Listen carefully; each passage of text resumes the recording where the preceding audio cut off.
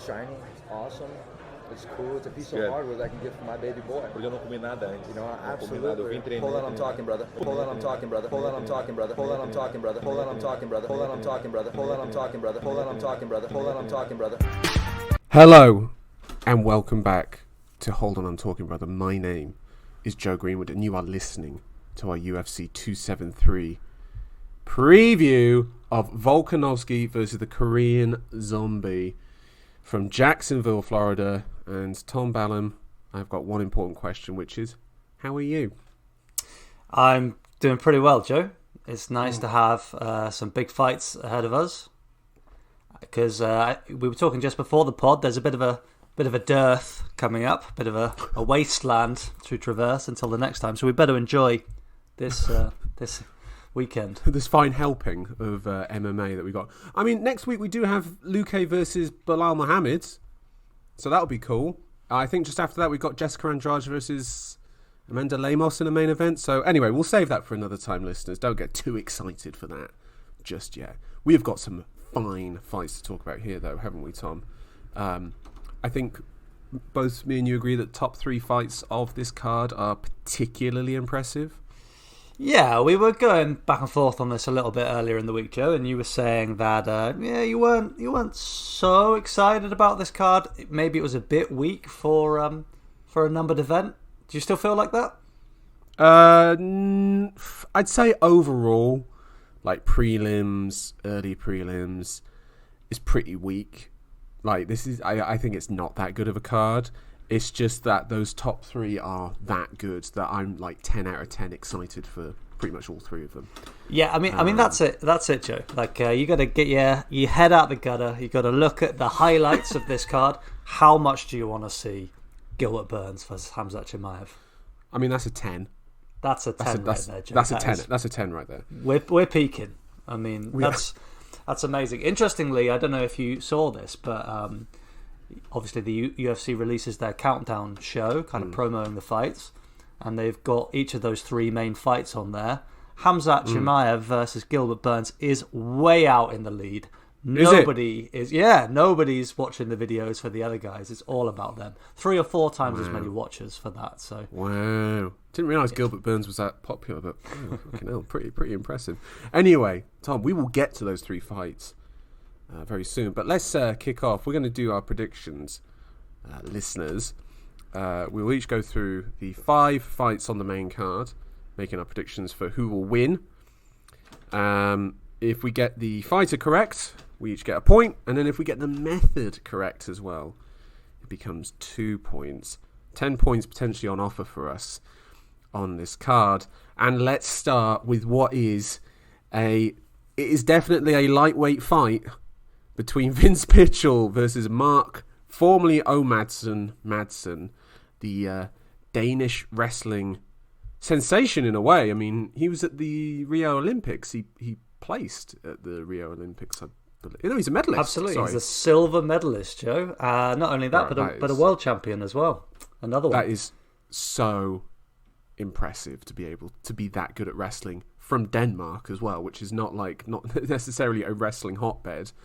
It's pretty impressive. And also, by the way, wrestling in divisions that are a lot bigger than the division that he is fighting in right now. Like, we're talking 180-pounders, 190-pounders even wrestled in the World Championships. So he is... he's going to have to cut a lot of weight to get down to 155, which I'm sure he will do, what with that wrestling mindset. Who wouldn't dare turn up not on weight, would he, Tom? That would be incredibly unprofessional. It would, Joe, but it wouldn't be the first time. He did fight at catch weight before coming into the UFC. Made it to 166 pounds for that. So could be an omen there. What would you say of Mark Madsen's career so far in the UFC? I would say under the radar is how I would put it, and hasn't had the most stellar of competition, has he? I mean, Austin Hubbard, Clay Guida, those are... I mean, Danilo Bulado. Oh my God, Bulado. Sorry, I'm really sorry. That's really poor of me. But he's not really had much of a name on there, has he? Or at least a recent name to sort of put a bit of shine onto him. Clay Guida was probably last relevant in 2006. So, did you see Clay Guida last time out? Do you remember his last showing? Didn't he win? A fight for the ages. He Homer Simpsoned it in the first round. Homer Simpson absorbing every shot, face down on the mat, getting pounded out by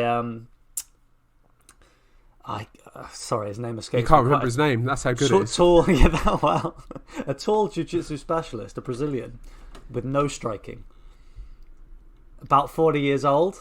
Leonardo Santos. That's it. That's your man. Oh, God. Leonardo Santos only fights like once every year. Like, it's such a shame that he lost. Joe, it's going to be more than a year after that performance because he gassed himself out, wailing on Clay Guida's head, fell into the trap, and Guida just put it on him. The guy was completely gassed, and it was a remember this fight. Sloppy win for Guida. But talking about sloppy win, my feeling with Madsen is he was pretty disappointing last time out against Guida, and kind of lucky to come away with the split decision there. Yeah, he's. I think he has struggled to find ways to finish guys. He finds ways to control guys. He obviously has that, wrestling grip strength where he can like manhandle guys and throw them around, but hasn't really been able to mix in any sort of like significant offense. Which is why this is what I find quite interesting now is that Madsen's actually moved to America. He's left Denmark. And he's now training out of King's MMA, headed up by Rafael Cordeiro, who trains Marvin Vettori, Kelvin Gastelum, among others, and has said that he is going to go for a 2-year title run in the lightweight division. He says that he's going to put it all on the line for the next 2 years. He's moved his family to America and everything, and he's going to try and string together as many fights as he can to make himself a contender. And to be honest, I am here for that. I'm here to see this man add some skills to his repertoire and try and make a title run. Well, that's certainly quite the story. At 37 at lightweight, seems like a tall order. But, it'll be interesting to see how that dedication plays out. Of course, that run begins on Saturday night against Vince Pichel. Or Pitchell, depending on where you're from. Depending on how posh you are. That's it. Yeah. Well, Vince himself is maybe not a posh man. He's a kind of under-the-radar fan favourite. He's rocking the Daniel Day-Lewis mustache. He's straight out of a kind of, like Soviet mine. Like a working-class hero. Yeah. Former electrician. He's 39 now, Joe, but he's on a 3-fight streak. And interestingly for him, when he does go the distance, he does usually win the fight. And when I say usually, really? I mean it's every time. If you go to a decision with Vince Pitchell, you've just lost. And actually, his losses on his record are not too bad, guys. We're talking about Gregor Gillespie, and Ruslan Khabilov. So since coming off, those two guys have what do those two guys have in common, though? What this is just it, isn't it, Joe? Yeah, I can tell that you've been doing your research. Those men are wrestlers, much like Mark Madsen. Does that mean that I know your prediction here, Joe? Yeah, do you want me to just lay it out for you?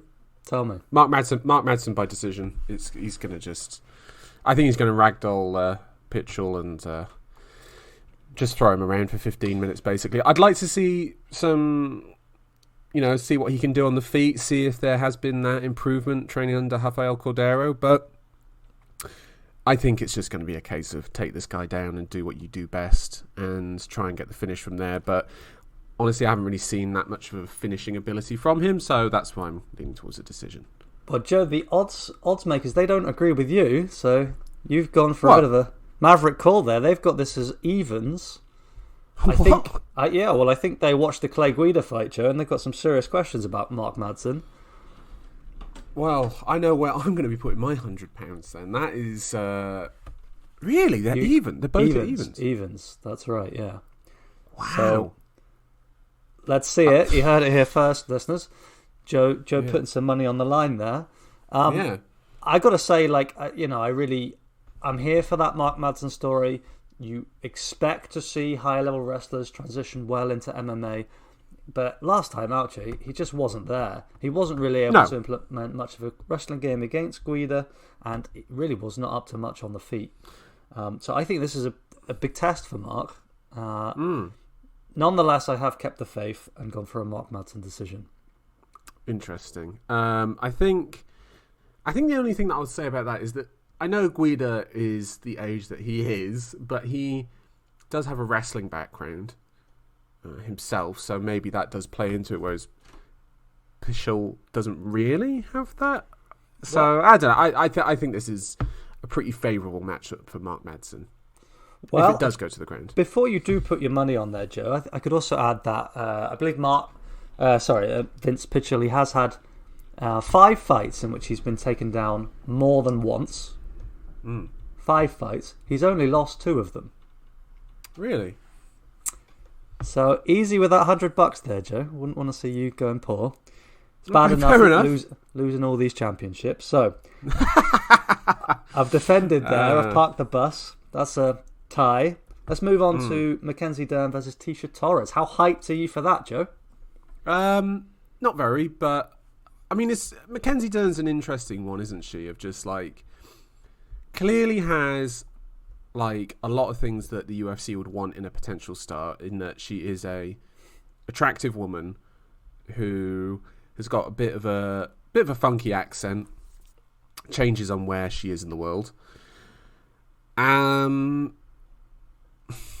Has the sort of martial arts history, her dad being a former BJJ world champion in the gi.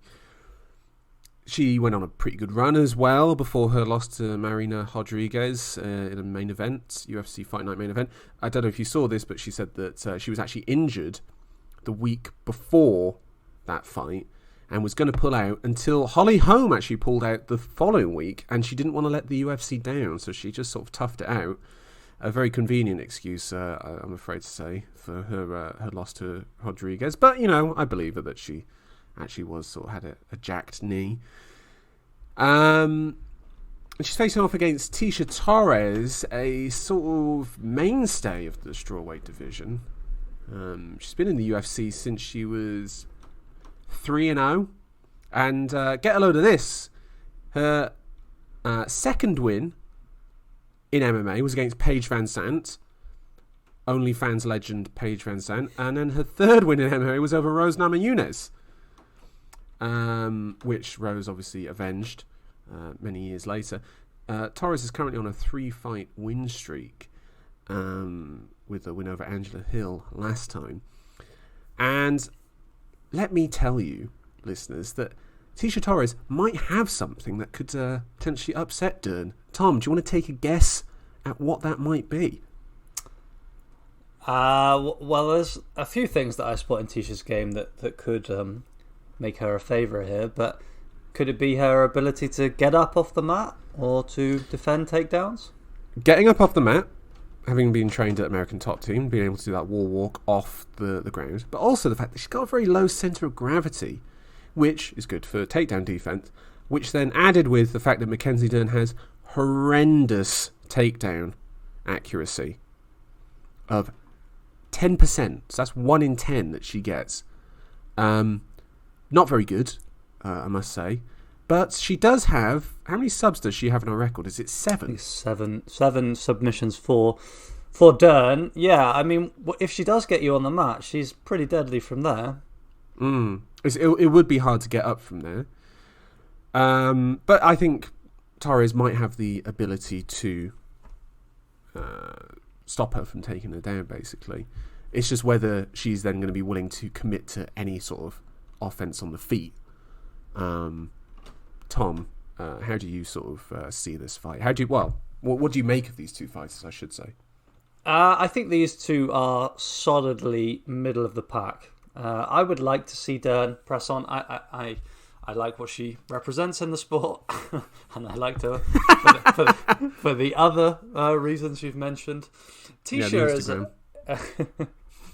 Tisha is, as you say, a mainstay. She's quite likable as well. So I think it's a good matchup. I don't see either of them going on from here to threaten the very top of the division.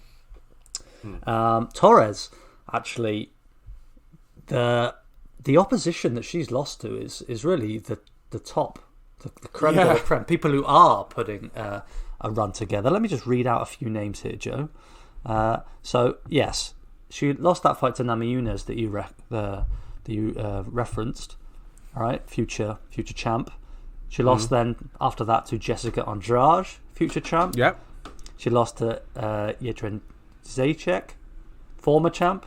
Yep. Zhang Wei Li, champ. Marina Rodriguez, future champ. Yeah. Number one contender. Yeah, so she literally only loses to the very best. Kind of like a Max Holloway sort, isn't it? Because isn't it the case that Max Holloway that's only ever lost to number one contenders, title challengers or title winners? And isn't it the same for Jose Aldo as well, that they've only ever lost to that level of caliber? I'm not saying that she is that good, but you know, it's a good test basically to see, are you of that standard? And the question is, Tom, do you think Dern can potentially be of that standard and beat Tisha Torres? I don't think so, Joe. I don't think so. Yeah, wow. I see raised eyebrows. Now, I've picked Tisha Torres here. I've picked Tisha Torres by decision. I just don't see Dern being able to put her game on her. I think Torres has got too much on the feet.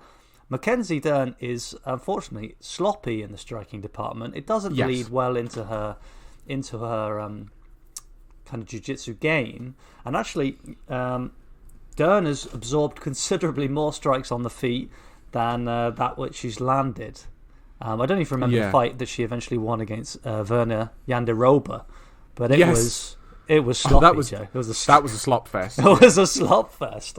And Torres, she is a volume striker. She applies pressure, and as you say, she's very, very. Let's say she got a low center of gravity at 5'1". She's nimble. I just think it's a bad matchup for Mackenzie. So, what do you think, Joe? I was actually surprised by that, considering that I have gone for Mackenzie Dern by submission as well. I'm going to go for it. I'm actually gone for it. I just saw those subs. I'm just like, that's too many for me, brother. I've got to go for a sub. It's rare that you get a sub victory in this game, I should say.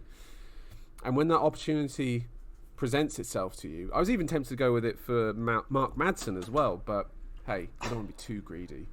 I'm going for Dern by submission. I was just tempted in by that record, bro. I've got to just number 8, I think. Joey, I think she's the Paul Craig of the women's strawweight division. Okay. So what are you saying? Big Tisha will be over top, raining shots down, a la Krylov, and then get caught in an arm bar. Is that how you were seeing this play out? Yeah, fuck it, why not? Maybe an Imanari roll. Maybe she'll do like a Ryan Hall sort of Imanari roll. But then that could lead to like a Topuria-like moment for Torres and just unleash the most hellacious ground and pound you've ever seen, which would be something, indeed. I've gone for that, Dern by submission. I can see that you're a little bit surprised in the same way that I was surprised that you went for Torres. Joe, keep your money in your pocket, mate. That's all I'm saying. Right. Now, Tom, we mentioned this fight a moment ago. Khamzat Chimaev versus Gilbert Burns. 10 out of 10 level of excitement for me. The hype train, it is a chugging, brother. I mean, there's something about this rise of Chimaev's sort of profile that it's just so intoxicating, isn't it? It's just hard not to be on this train. I'm going to ask you this. Is there a rise in the UFC that you've seen that reminds you that this Chimaev rise reminds you of? Ngannou. Oh! Yeah, it's Ngannou. That is left field. Yeah, well, sure. Of course, they fight with very differing styles. But in terms of the fact that, like, you know, you've seen some spectacular knockout and absolute domination, at least in one element of the sport. a guy who seems unstoppable, who's in Ngannou's case, like his power was being championed. He hits like a Ford Escort or whatever it was. And in Chimaev's case, obviously, it's the wrestling game. To the point where you're just completely bowled over and you're going in with Gilbert Burns, a 4-1 against. Madness. Gilbert Burns, ranked number 2 at welterweight, a man who has, he's beaten some names and he's on a big streak. He's not a man who's been getting ragdolled. He's got one questionable loss on his record to Dan Hooker. Other than that, he's looked damn near as good as you can look without being Kamaru Usman, and he's 4-1 against, Joe. That's mad. You've also just shat on Dan Hooker for some reason, but you know I'll let it slide this time. That's like the second time in 3 podcasts I've been gunning for him for Dan Hooker. Yeah, no, I know what you mean. It's a bit mad, isn't it, that we're looking at Gilbert Burns, who has made former title contenders, former champions, look frankly amateur in this division. Well, let's just go through that very quickly. We're talking since 2018. This man has won 7 fights, only losing to the champ. In that run, he's beat Stephen Wonderboy Thompson, the best kickboxer, the best striker in the division. He's demolished a former champion in Tyron Woodley. And then he's gone through both Gunnar Nelson and Damian Maia, 2 masterful practitioners on the mat. And he's gone straight through these guys. How is he 4-1 against, Joe? What's so special about Khamzat? I just think it's...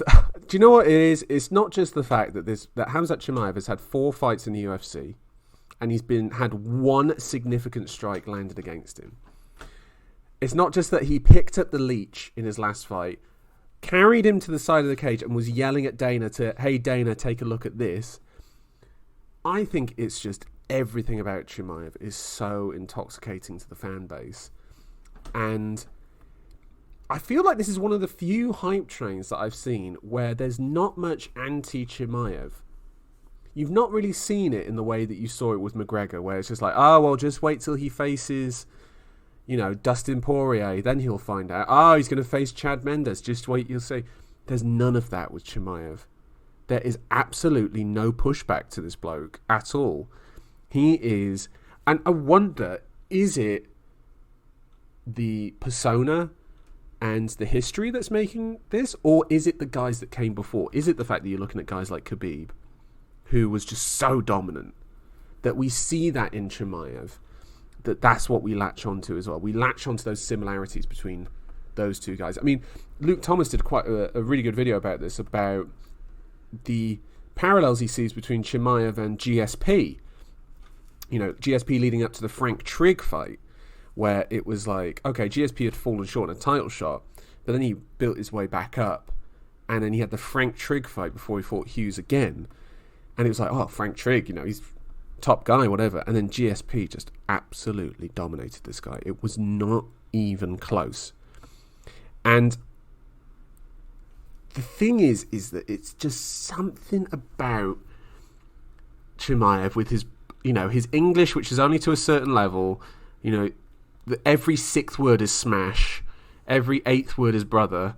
There is just something that is so intoxicating about this bloke, and the fact that he just finishes people. Not a single decision on his record so far. I think it's just everything about him that is just so intoxicating. Yeah, I mean, I have to say, it's kind of a teenager's wet dream, right? This whole smashing brother, going to kill him and just beat him, take his money. Like, it's really base stuff. The guy's not known for his cunning and wit. No. He doesn't have the aura of a McGregor, but it's the performances in the cage which are absolutely mind blowing, Joe. Absolutely, just freight trained everyone. Made everyone look like, well, they've never fought before. There aren't enough superlatives for those displays. I mean, it got to preposterous levels with the 1-punch first shot knockout of Gerald, the vet Meerschaert, the one who's really going to kind of let us show us a bit more of Khamzat's game, Khamzat the wrestler's game, and then he puts him down with the first punch. That was crazy. I know. And do you know what was mad as well is that after that fight, then more people were going through his sort of previous fights and like, oh, this bloke's a kickboxer. He's not a wrestler. Like his previous like fights in the regionals and, you know, fighting in Sweden and whatnot, he was a kickboxer. Like he was just knocking people out. And we saw that in the Meerschaert fight. And do you know what's brilliant about that Meerschaert fight as well, as for as long as it is that Chimaev is just measuring him the whole time. It's not like he just comes in and throws like a lucky shot. That was not a lucky shot. That was a perfectly timed shot where he was waiting and he was just following him around, and then he saw the moment and it was like, bang, he's out.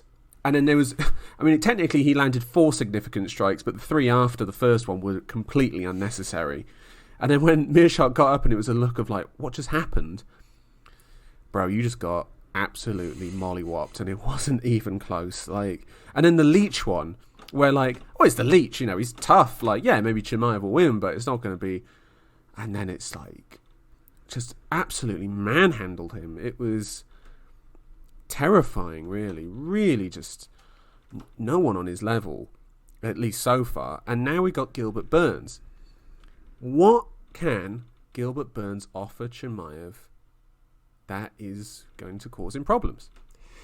Well, it's like, because the run has been so preposterous, I'm thinking about the fight, and I'm thinking about just how good Burns is. The fact the guy's a black belt in jiu-jitsu, he's a real specialist. But all I can see is him being hurled around the cage with Edson Barbosa versus Khabib type look on his face. I just can't see anything else because the run has been that crazy. You know, I'm thinking about just how good Burns' defense is, his pressure. He's found some good striking. He doesn't really get knocked out. He doesn't really get finished. He can take shots. He can take punishment. He can defend off his back. But I'm all in, Joe. There's no way out for me. There's just no way out. No, I'm all the way in. Should we lay down our prediction? Because I think it's going to be the same thing. Well, just before we do, for the sake of for the record, for the fans who are looking for a bit of insight, Burns, what's his game plan going to be? How does he approach this? His game plan. Okay, so I'm going to talk about Chimaev just for a second to highlight something for Burns. Khamzat Chimaev recently, last year now, he had a freestyle wrestling match against Jack Hermansson, who is a freestyle wrestler. And Chimaev dominated him. At middleweight. And Chimaev dominated him in the first round. And then in the second round, the output dropped massively. Like, significantly dropped. I think if Burns is going to win this fight, he needs to take this into the second and third round. He's going to have to try and drag this fight out for as long as he can. If it gets to the ground, he needs to immediately start throwing up attacks. Immediately start throwing up some wild attacks, maybe even like up kicks. You know, he needs to make it like a place that Chimaev does not want to go. And then also when he's on the feet then, he needs to be straight. One of Gilbert Burns' potential issues has been the fact that his shots tend to be quite wide. Like, if you think about the Damian Maia win, he knocked Maia down with like this sort of like weird sort of lead left-hand shovel hook sort of thing where he knocked Maia down and then released the sort of, I don't know if you, like almost like he's beating Maia like it was a drum, like with his ground and pound. It was quite something. I think Burns, if it gets to the ground, he needs to make it scrambly. He needs to make it difficult for Chimaev to sort of get a grip of him and control him. And he needs to throw up attacks. He needs to then try and take this into the second round and maybe sort of start working towards like low kicks, aim for the knees, that sort of thing. That sort of jiu-jitsu fighter sort of leaping side kick that used to be very popular back in the day.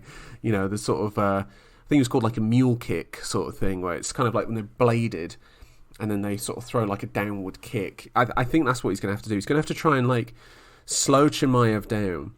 And it's something that a lot of fighters fall into in that they headhunt as well. I think Burns is going to have to go to the body as well. Kicks to the body, because I think he can be reckless with those kicks to the body, because if Chimaev catches him and takes him to the ground and he's throwing up these attacks, that might make Chimaev a bit more wary. That would be, in my mind, the approach that Gilbert Burns has to take for this fight.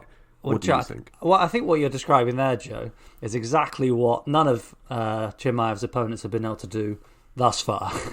And that's mount any sort of a defense. Because they're not Gilbert Burns. Because they're not a former Jiu-Jitsu world champion. Absolutely. They don't have the same options off the back. They don't have the same capacity to mount an offense off their back. Yeah. So I think you're right, and I watched that freestyle wrestling event with Hermansson. Although I agree with you that he dropped off Chimaev, I still felt like he won those later rounds. Yes, yeah, he definitely did. Purely from like a defensive standpoint, because Hermansson had to keep going. He was down on points, so he was just kind of like throwing whatever he had. And Chimaev, he was comfortable in defense, but because they were both somewhat gassed out, but I did think the output was noticeably lower. 100%, Joe. Agree with that. So it's all about Burns then trying to make sure he stays in the fight, does everything he can to wear on that gas tank of Chimaev, and maybe there is an opening there that we haven't actually got to see yet. I mean, if we get a sort of 3-round banger out of this, where Chimaev wins maybe, but we see some flaws to his game that maybe Burns is able to highlight. Maybe the hype train might slow down a little bit. But I think that is Burns' best option. We could be on for a classic if it is like that. Like a Paulo Costa, Yoel Romero 3-round banger, where it's just like, oh man, I'll throw that on for 15 minutes and that'll entertain me for quite a while just thinking about it. But yeah, I think that is Burns' route to victory. Joe, what have you got? I've got Khamzat Chimaev to win by knockout in round 1. My word. Yeah. My word. So I've put round 1 down as well. Like, right. That's how sure of it I am. I think he's just gonna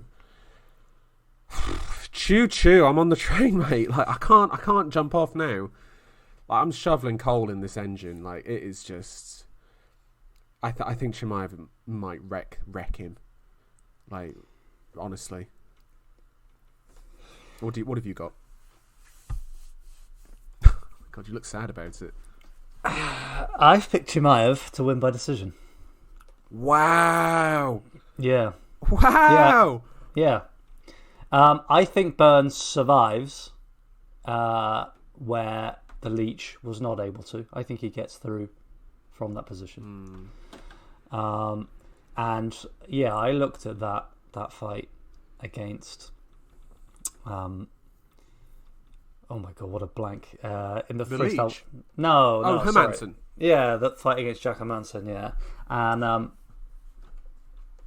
yeah, I just wonder the threat that Chimaev would carry late onto the second, into the third round, and what I took away from it, I think Burns gets out of that first round. I think it's a wearing first round for both fighters. And I think going into the second, that momentum slows down, and suddenly Chimaev, likely with a round in the bank, is not so wild and not so charged up to finish the fight. I think he starts. Go on. Oh, well, I think he goes to manage the fight, Joe. That's what I'm seeing. Is this something that you think will happen, or you want to happen? Do you want to see this challenge for Chimaev, or is it that you want to see him just run through Burns? I would just be so preposterous if he does. I don't know. Like when you see the things that we've seen, like I said, when I imagine the fight, when I could just see, like Chimaev kind of rotating Burns like a helicopter, and everyone just like spinning around, and then like the crowd all clapping, and then like finish him, and then like a suplex or something. Like because it's just been that preposterous. Chimaev's run so far. Yeah, I don't want to be a reactionary and say like, hold on, we haven't seen him yet. I'm all in. I'm all in. Yeah. And that's why I picked a guy with just 10 fights to beat Gilbert Burns, a vet who's proven, who pushed Kamaru Usman, who's one of the greatest champs, the greatest champ we've got right now, I would argue, in the UFC. And he rocked Usman. He rocked Usman as well. Burns caused him problems, you know? There were definitely moments in that fight where it kind of looked like it might go Burns' way. So, you know, some sanity has to prevail. The rational man, the man of science, I've gone for a decision win for Chimaev. If Chimaev knocks out Burns in round 1, title shot, right? Unquestionably. But then, Joe, Leon Edwards.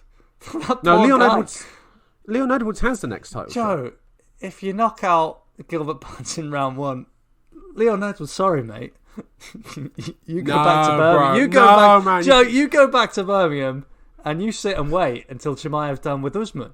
And then you hang out with the Black Country Banger and think about what you have to face. Yeah. Exactly.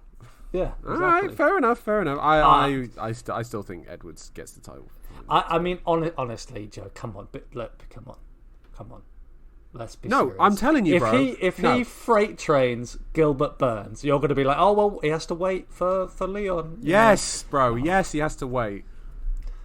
Edwards has an incredible win streak at the moment. I'm sorry, man. He needs that title shot. Yeah, he's getting it.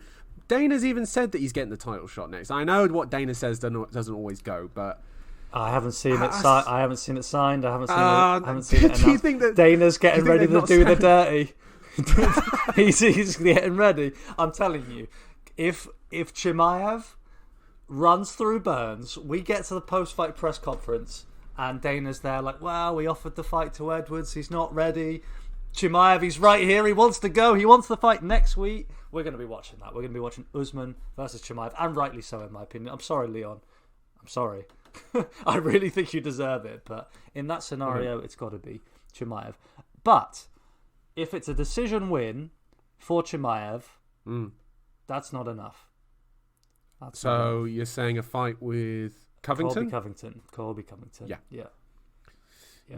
I totally agree. And it's about time we saw more of these contenders fighting each other. You know, I'm not quite sure why Burns hasn't fought Covington yet.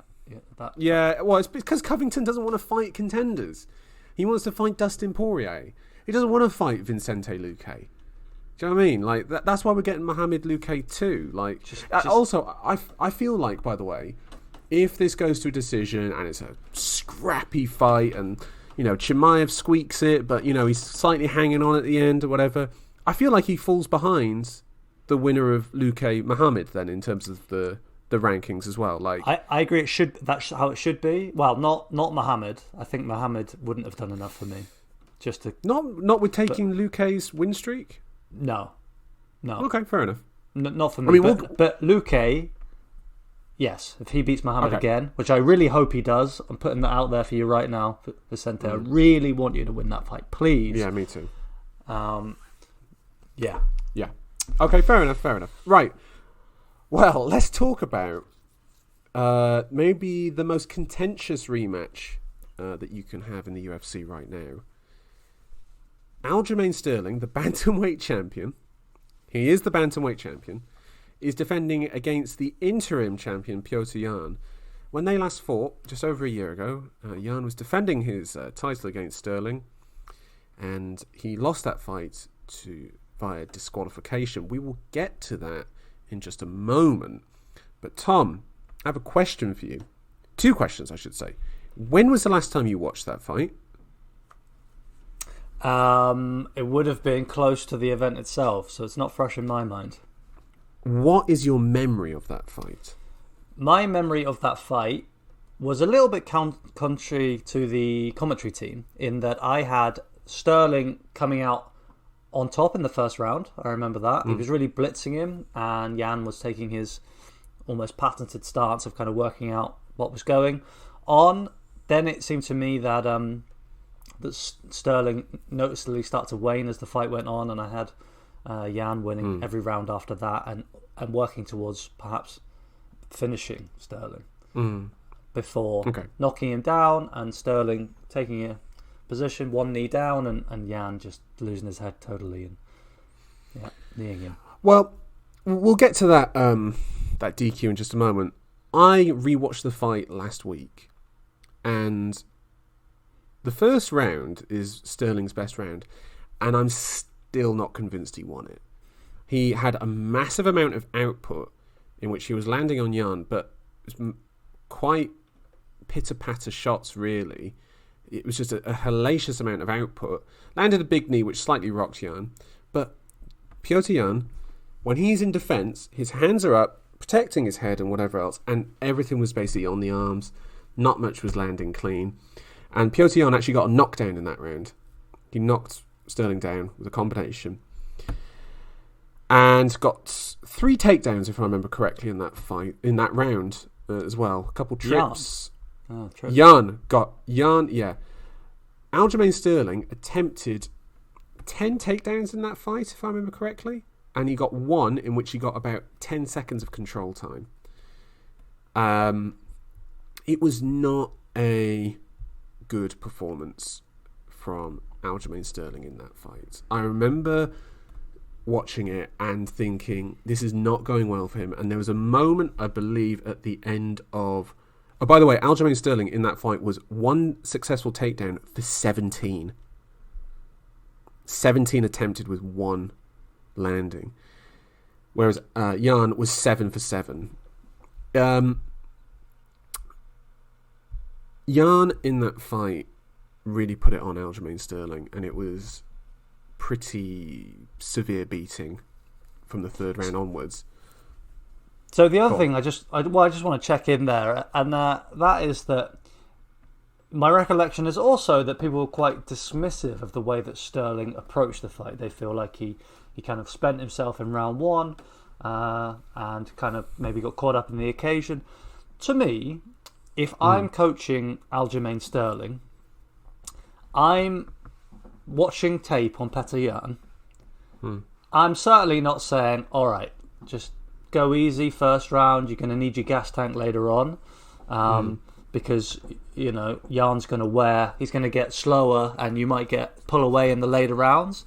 I'm looking at the 2 strengths, and I'm thinking, yeah, Sterling, go in there, put it on him, while he's slow, catch him while he's still working his way into the fight, and maybe you surprise him. I felt like it was unjust, the criticism that Sterling got for going out there and actually doing, well, enough to contend for the first round anyway. I see what you're saying there. I see what you're saying. I think my issue with that, though, was that Sterling, I think he lost himself in that moment of the fight. And I think he should have had someone telling him, slow down. Like when they realise, okay, the first 2 minutes have gone by, he's unleashed a barrage of shots at this bloke, and it's not really landing. Take your foot off the gas for a minute or 2, catch your breath. Because I think it was after the second round, first or second round, Ray Longo says to asks Aljamain Sterling, how are you feeling out there? And Aljamain Sterling lets out a massive sigh of just like, fucking, I'm exhausted. I'm absolutely exhausted. I'm spent, basically. And he still has another 2 rounds to go. Well, what was left of that fight anyway. I see what you're saying, but I think there needs to be that awareness to be like, okay, I should step off the gas a bit, which is something, by the way, that Petr Yan is so good at. I mean, do you remember the Jimmy Rivera fight for Petr Yan? Not in specific detail, like broad images. Me and you actually watched it together, and every round was basically the same. Rivera and Yan would be sort of like trading and whatnot, lining each other up, and then the last 40 seconds of every round, Yan just put it on him. Just put it on him for 40 seconds, and he won every round that way. He got a couple knockdowns. That's just what Yan does. Yan has the ring awareness, at least, to know when to burst, when to put it on, you know, when it looks best, and when it will do the most damage. Because if you're going back to your corner after having just been knocked down, having just had it put on you, you might not be taking in what your coaches are saying to you. You might not be catching your breath fully, you know. Whereas if you do it at the beginning of the round, and it's just like, okay, God, that was tough. Right, okay, I'm riding out this minute here. Okay, I'm catching my breath. All right, I'm back to my corner. I'm okay. And then I'm going to start the second round. I'm going to be good to go. It was just... I just struggle. Joe, you're not calling Petr Yan a fraud there, in that he just does enough to win the round in the last 30 seconds. I could not be. I'm definitely not saying that. You're saying he's hoodwinking the judges with a crafty 30 seconds, and then no. I will say though, Petr Yan pushes the rules to the absolute limit. Like in that Sterling fight, he headbutts him as well. And he headbutts him to get his head forward into a knee from Yan. And it's like, okay. And if you look at Yan's record, his other loss was a DQ for headbutting someone. Yan is a dog, Joe. Yeah, like you watch any tape on him, you listen to him talking about his upbringing in just brutal Siberia, and it's just like, man looked at my wife, I crushed him. You know. There was a bit in one of the embedded videos that like it cut me to my core, where Yan was just like, he will get in there and he will suffer, and he will suffer for a long time afterwards. And I was just like, oh my god, like this bloke is fucking. He lives up to that No Mercy nickname. Let me tell you, listeners. Yan, by the way, he is. Let's talk about a DQ from the last fight as well. Petr Yan was the Bantamweight champion. The referee said opponent grounded as if Sterling was grounded and whatnot, and Yan threw that knee. Now, in the round before, Yan threw the exact same knee, but Sterling was almost in the exact same position, but his knees had just up, so Yan timed it perfectly, whereas this time he didn't. Yan knows the rules, or at least he should know the rules, and I'm sorry, but that was frankly all his fault. And Aljamain Sterling fucking milked it as well. That was my main takeaway from that DQ. I actually struggled to see any other take on that, to be honest. Did he milk it? He got hit by a egregious, outrageous shot that hampered his ability to go on with the fight. And it, despite taking that knee, he had the presence of mind to think, hold on, if I keep the belt for a year, put the division on hold, get my neck fixed, train like hell, then maybe I can come back in here and give Yan a proper fight. And Yan gave him license to do that, Joe. I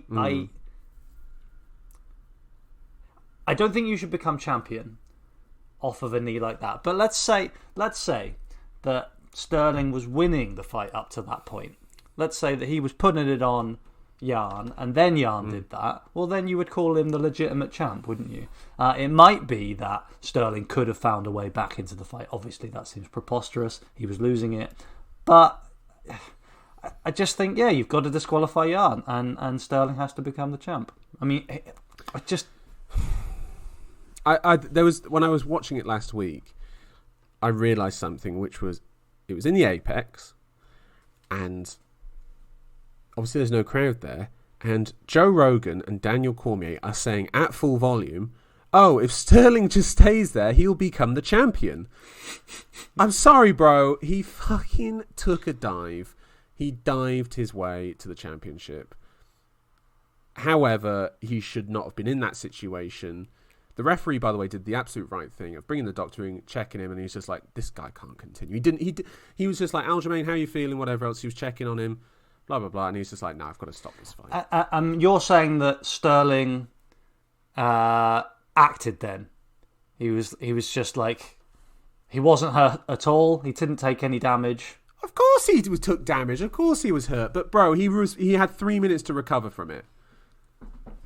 Like, was that shot any worse, really, than if Yan had landed a head kick? No.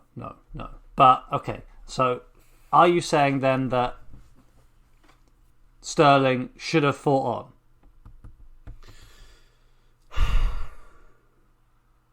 No, I'm not saying he should. And Yan should have been penalised a point. No. He's working within the rules. And so he shouldn't be penalised for it. It's as simple as this. It's as simple as this, Joe. Sterling was downed. The referee said downed opponent. I think that's exactly what he said. Yan took a moment, paused, and cocked him full blown with a knee to the head. Like, it's not, the sport does have rules. It's not. Yeah. You're not on many.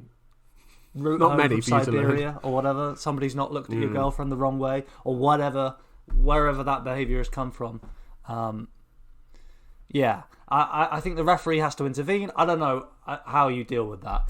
If you dock a point or 2 points from Yan and then you fight on. No. It was supposed to be dock 2 points and then judge's scorecard. Oh, immediately? Because they've done 3 rounds. Once you get past the 3rd round in a championship fight, you go to the judge's scorecard. That is what they should have done. Well, in that scenario, if Sterling won that first round, then he would be the champ, would he not? I don't know. I don't know how the judges scored it. Well, if it was 10-9 and then 2 10-9s for Yan, I think that would have been 10-9. If Sterling won the first round, that would have been. I think that technically would have been. I'm not sure where they would have taken the 2 points from, because I think it might technically have been a draw then. If it had been that scoring, I can't quite remember the actual numbers. No, hold on. If Yan had won all 3 rounds and you had the 2 points taken away, it would have been classified as a draw. But because Sterling won that first round, if they then took the 2 points, then Sterling still would have been the champion. I think that's how the numbers work. We'll settle it on Saturday night. I know Yan is itching to do that. Yes. I mean, Joe, Yan is a screaming favourite here. I struggle to find an argument to make for Sterling. Are you going to surprise me? Probably not. No, I'm going to go with a Petr Yan decision.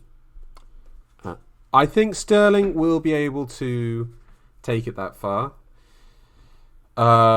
He's got to improve those takedowns. He's got to improve those takedowns. This was something that really impressed me by watching Yan, because I rewatched the Sandhagen fight as well.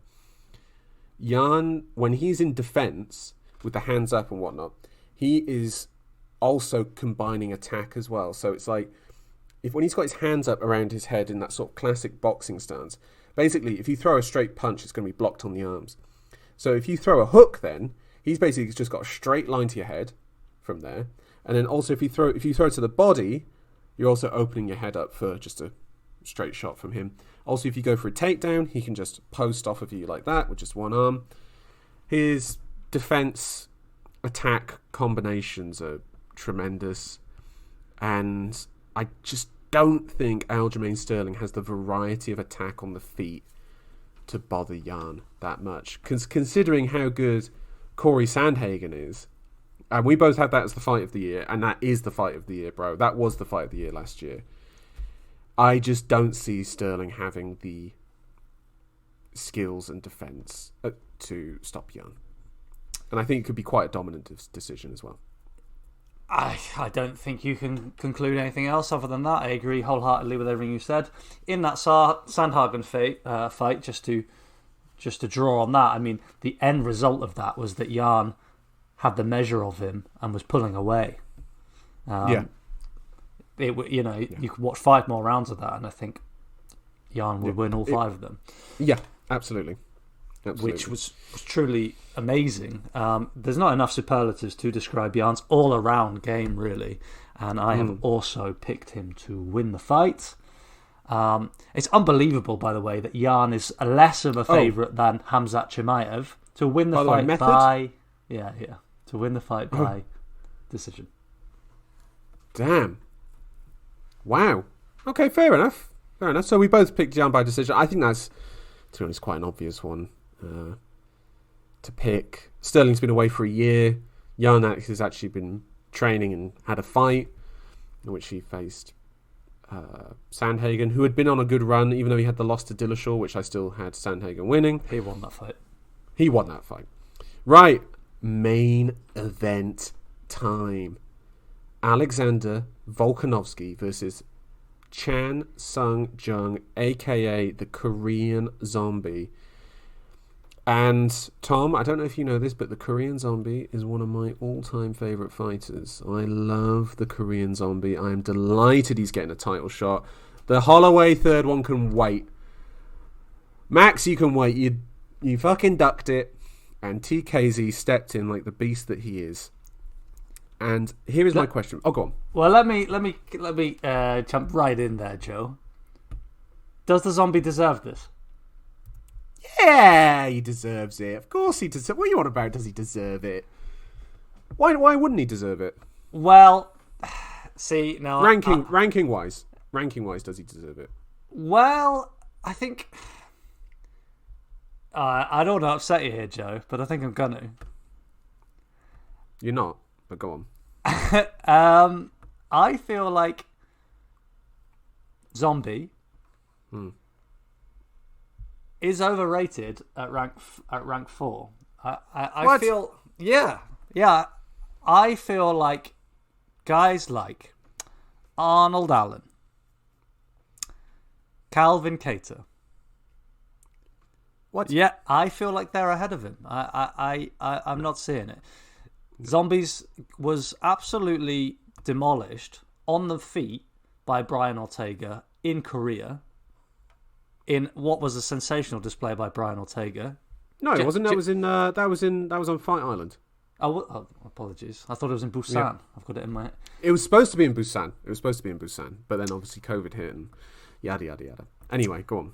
Well, it was an absolute demolition job, was it not? Demolition job's a bit strong for me. It was... Ortega landed that spinning elbow in the first, and then which was fantastic.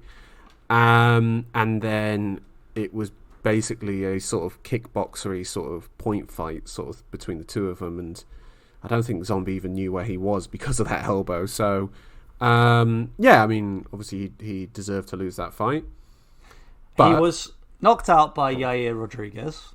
Oh, fuck off. He won that entire fight until the last second, so I'm not even including that. By another, I mean, just delicious shot. Yeah. And outside of that, since coming back from injury, who's his biggest win here, Joe? You got Renato Moicano. Yes, in which he smashed him. The lightweight. As everyone else has at featherweight. Oh. All the big names. You got Frankie Edgar. Edgar? Come on, Joe. Yeah. Frankie Edgar has been a punching bag the last few years. He's reached the end of his career. And then because of Zombie. Dan Ige, Joe. Are you going to tell me Dan Ige is creme de la creme in featherweight? Bro, Arnold Allen does not deserve a title shot ahead of the Zombie because... I'm not saying that Arnold Allen deserves a title shot. I'm just saying that Arnold Allen deserve one more than the Zombie. I'm saying he's ahead of the Zombie in the rankings.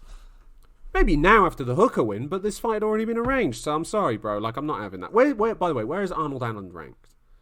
Arnold Allen is ranked 6th. The Korean Zombie is ranked... Kattar's 5th. Well, then they're behind him. Like, what's the... Kattar just took a historic beating. He just took a historic beating off of Holloway. Who's ahead of the Zombie? Joe, the Zombie the Zombie took a historic beating against Ortega.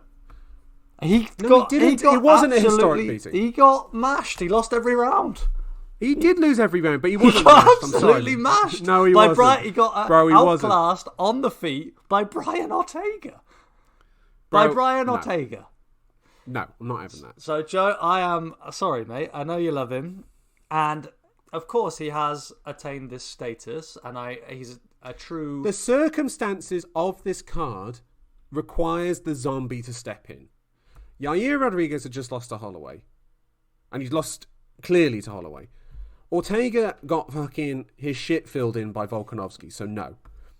Holloway deserved the fight, but he pulled out due to injury.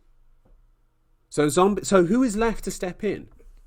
The Zombie. Let me scroll down the rankings here. What, fucking Josh Emmett when his knees had blown out? We could chuck in Topuria.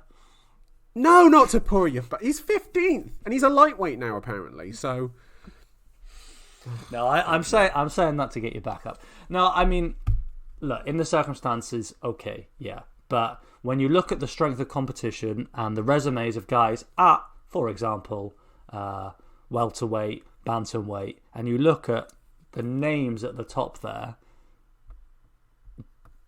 the Zombie could not be fourth. You know, he's not there. He's not there. He's but not. Doesn't that just tell you about featherweight then? That featherweight is a bottom-heavy division in that you have guys who are on the come up, and then one or two guys at the very top, and then you have like this sort of like middle class that are kind of not of their standard, basically. Joe, just quickly, Arnold Allen versus the Zombie. Who you got? A Zombie. There's a wry smile creeping across your face there. All right, what about Chikadze? Oh, Zombie all day. What about... well, we've seen Yair. We know how that goes. What about... Yeah, Zombie wins. Zombie wins that fight. I'm sorry, bro. Gets caught by a knockout at Yair. Bro, he won every second of that fight, and then he just, because he's the Zombie, he charged in, and Yair hit a 1 in a million shot, and I commend him for doing that, but he lost that fight up until the very last second. All right, in the same way that Rosenstruck beat Overeem. I'm going to give you a minute, 2 minutes. Tell me, how can Chan Sung Jung win this fight against Volkanovski? Okay, this is how Chan Sung Jung wins this fight. Now, Chan Sung Jung, pre-military service, was 10 years ago. No, it's not. It is nearly 10 years ago. Anyway, it's 10 years ago. Was a walk forward. I'm going to take it to you. I'm going to take shots, and I'm just going to outlast you. You know, Mark Hominick, I mean, that was 7 seconds. So that's not anything. But Dustin Poirier, round 4 finish. And then you had the fight with Aldo, which some people were a bit down on Aldo for that performance. And Zombie was losing that fight, and then the shoulder injury happened, and then the fight was over. Fair enough. I personally had the Zombie losing that fight. Fair enough. Then he comes back, and he blitzes Dennis Bermudez. He then loses to Rodriguez, but we'll take that one out because he mostly won that fight. Doesn't matter. This Zombie, by the way, is a lot more patient than the previous Zombie. And I think this could potentially lead to a slight stalemate in this fight. Zombie likes to come forward. He likes to sort of edge his way forward and pick his shots now. He likes to have lots of space behind him so that if there is a takedown attempt, he's got sort of space to move back into. He's got really good takedown defense as well, particularly when he's got like someone goes in on a single and he's got like one leg hopping back. I think Zombie is also really good at sort of reading his opponent's offense as well. If you look at the Moicano one, Moicano throws a left and Zombie has eyes on him the whole time, and he lands this hellacious right coming from deep, basically, to knock Moicano to the ground. And then the Dan Ige fight as well, in which he just sort of controlled him quite easily and sort of cruised to a 4-1 decision. I think the Zombie needs to make sure that this fight is fought on his terms. However, as I said to you, he needs this to be a methodical fight in which he can read his opponent. The problem is that he's facing Alexander Volkanovski, who could potentially be the best champion in the UFC when it comes to his striking. His striking is sublime. It is just layers and layers and layers upon it, which is just almost impossible to break down for people in the moment, unless your name is Max Holloway. By the way, listeners and Tom, I had Volkanovski winning both of those fights against Holloway, personally. Stirring the age-old debate again. Yes. I think this could be a potential stalemate, this fight. I think unless Zombie, if Zombie's down in the third round, you know, he's lost the first 3 rounds and he's just like, you know what, fuck it, I've just got to start going forward and start putting hands on this guy. If it gets to that stage, then maybe we could be in for something. But the way Volkanovski is and the way that he masks everything and the way that he reads his opponents, I think it could be a difficult one for the Zombie. Joe, I think what you're saying, if I'm reading behind the lines there, is you're preying on a lucky shot for the zombie. Not a lucky shot. No. Let me rephrase it. Let me rephrase that.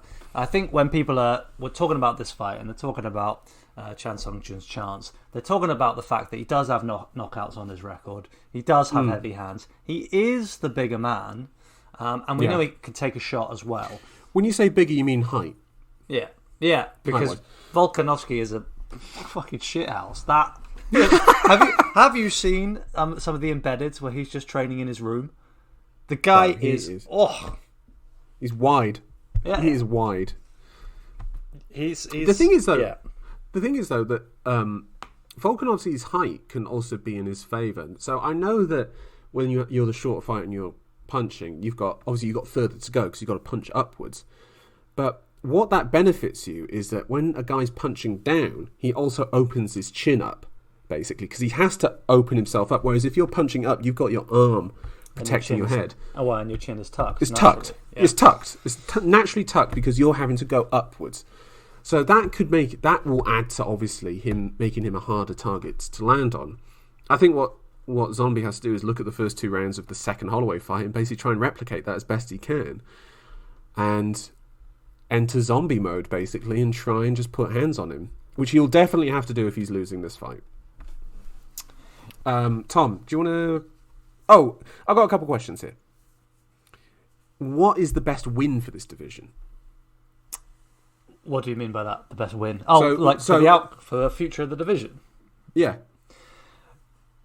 Well, Volkanovski's already talked about going up. That's what he wants to do. We all know the stories about him back in his rugby days when he was 200 pounds plus. We know the only loss on his record, 20-1 by the way, I think. 20-1 was to a 10 wins in the UFC. Was to a welterweight, Joe. Wow, that's insane. So he wants to go up to the lightweight, and oh my word, like you're talking about Volkanovski versus Poirier. Who are you leaning for? Chandler? Oh my god, it's tantalising. So Charles Oliveira? Yeah, that was my first thought. I mean, Volkanovski is so good. So I'm all for that, and I'm as much as you're a Chan Sung Jung fan, I am a Max Holloway fan. So I would like Volkanovski out of it. I don't want to see him beat Holloway again. I don't want to see another really... Well, I do. I mean, it's a hell of a fight to watch. But I think it is a bit of a blockage. It is a bit of a stalemate. The division is a bit stuck in the mud, as we've already referenced. So Volkanovski winning and then progressing up, I think, is the only way. Really? This is interesting. Yeah. Do you think if he wins and then goes up, he should go straight into a title shot? Yes. Yeah, I agree as well. I personally, I think Volkanovski being the champion is the best thing for the division, because if Zombie wins, I think there's a justifiable reason for a rematch, immediate rematch, and I think that would hold up the division as well.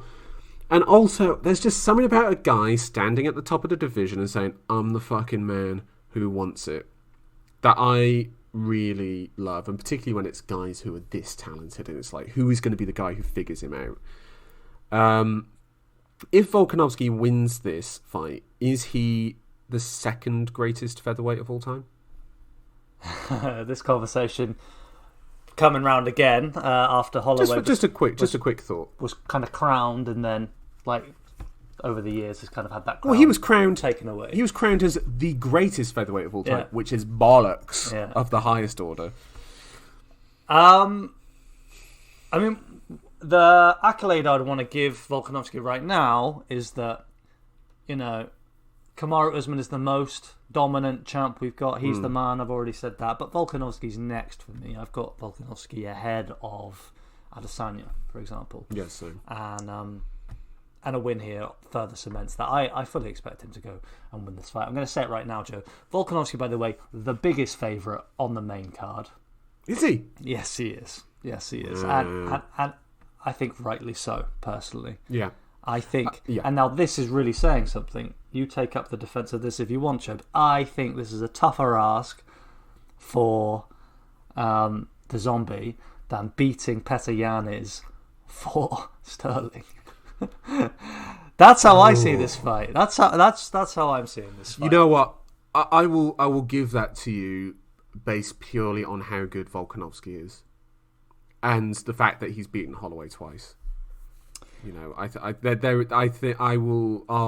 give that to you because I think Volkanovski, by the way, his pressure even on the ground, because it's like when he's above you, it's not just that like he has like this sort of like body pressure that he puts on you where if you're trying to like pivot off of him, he puts so much weight on your shoulders. The dude is it's so hard to get at.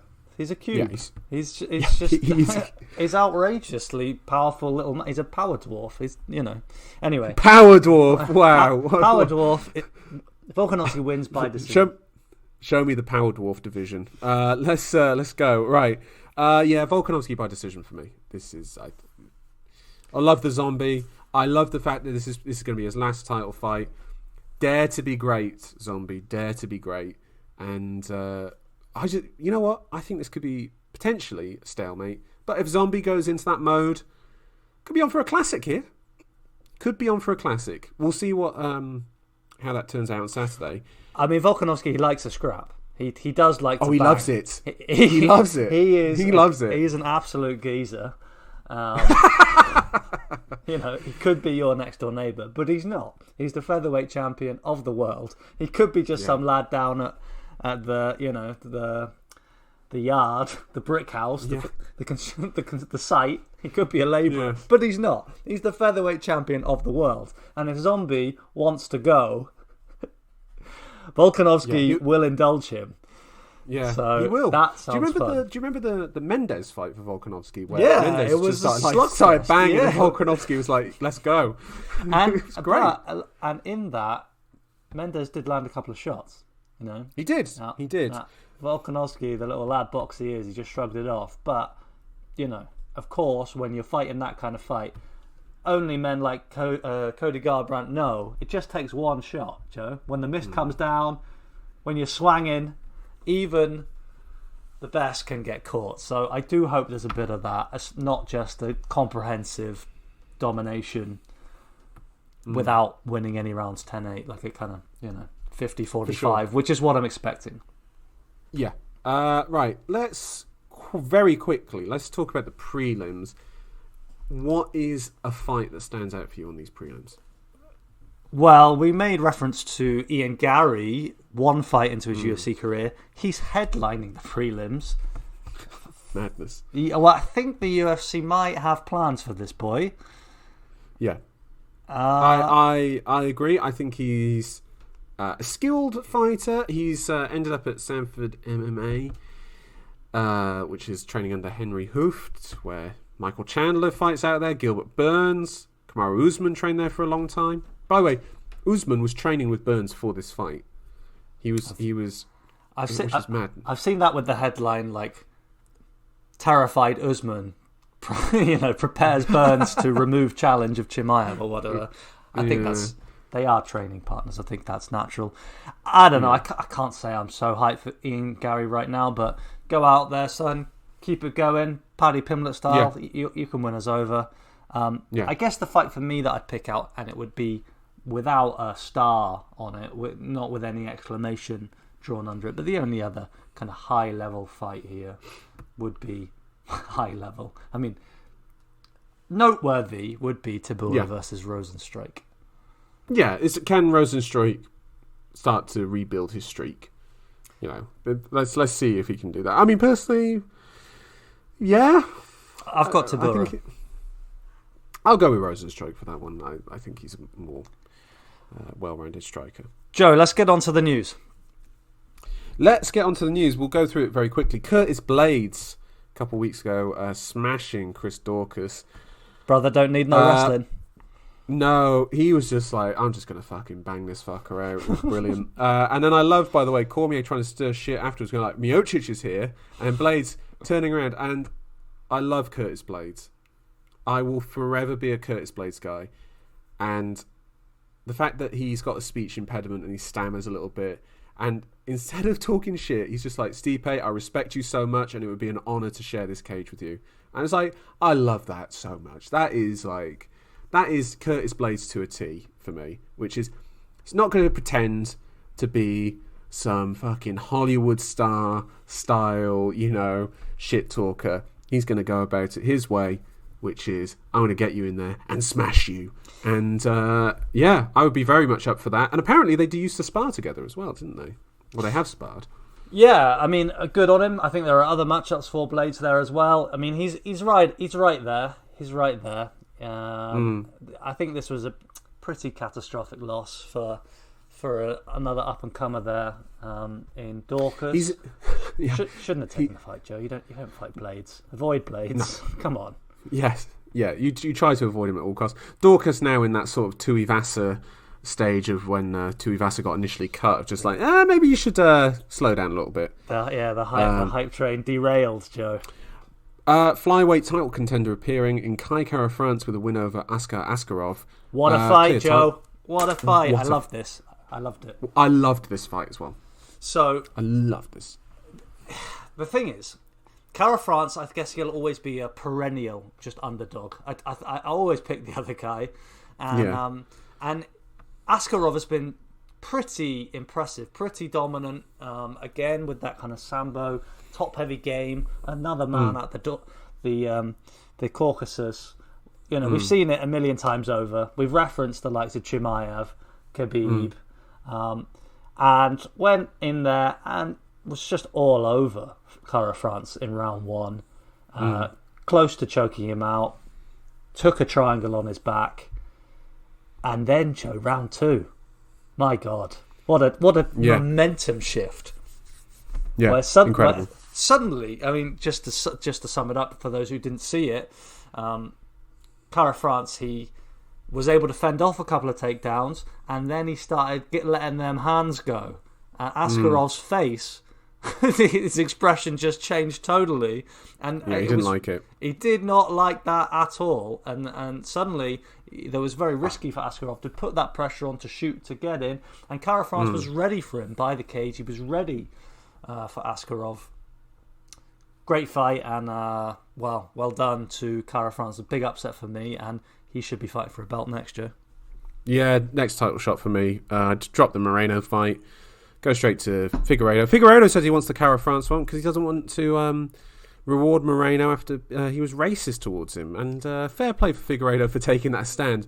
No, seriously though, like if he's interpreted as what he said as being racist, he's not going to fucking reward him, is he? Like, what? Remind me, Joe. What was that he said? Basically, there was an Instagram thing where Moreno and his crew were playing around with some filters, and they were putting them to some pictures and whatnot. And then there was one of Figueiredo, and they put one of a monkey over Figueiredo's face and laughed. And it was, quote, an accident, to which I say, why were you laughing then? And Figueiredo doesn't want to reward him for that. That's not, he doesn't want to give him the title shot. Not in good taste. No, it's not in good taste. We don't like that. I don't like that at all. Kara France right now, Joe. What a run. What a run. First he knocks out Bontarine. Which was, by the way, he was not supposed to be doing that. no chance. Do you remember that fight as well, how mad that was? Yeah, I absolutely do. And then there was like the misunderstanding between the two of them where Bontarine thought that Kara France was like taunting him after the win. No, Kara France didn't realise that the fight had been... He thought the fight wasn't over, so he ran back in to give another shot. And then the ref's like, no, it's just like... Bontarine's like, what the fuck? Like, he just punched me again. So, which was funny. And then obviously the knockout of Garbrandt of... R.I.P. Cody. Yeah, piss off to the regionals, brother. So, yes, indeed. Right, I'm going to mention something, Tom, that you have no interest in. So this past weekend, it was WrestleMania weekend. And I watched it. Watched both nights, 2 nights of WrestleMania, if you can imagine such torture. For me, it was torture as well. It wasn't particularly good. My main takeaway from this is that I still wish the UFC did proper entrances and it wasn't just walkout. There was one match in particular between 2 women where they had full-blown mega walkout entrances, and it made everything feel that much bigger. Now, I know it really wouldn't suit some fighters, these sort of entrances, but I'm just imagining Curtis some Blades. fights. Curtis Blades versus Miocic. Bro, you two just walk out there and fucking swang and bang. Like, that's all I want. But, you know, let's say you had Petr Yan versus, I don't know, TJ Dillashaw or something. You're not going to put on a bit of razzmatazz for that? Like, those two couldn't live up for that sort of thing? Make it a bit more hype? USA versus Russia? Yeah, is that what you're saying? Petr Yan coming out to the old Soviet Union anthem, the Red Guard marching next to... Yeah.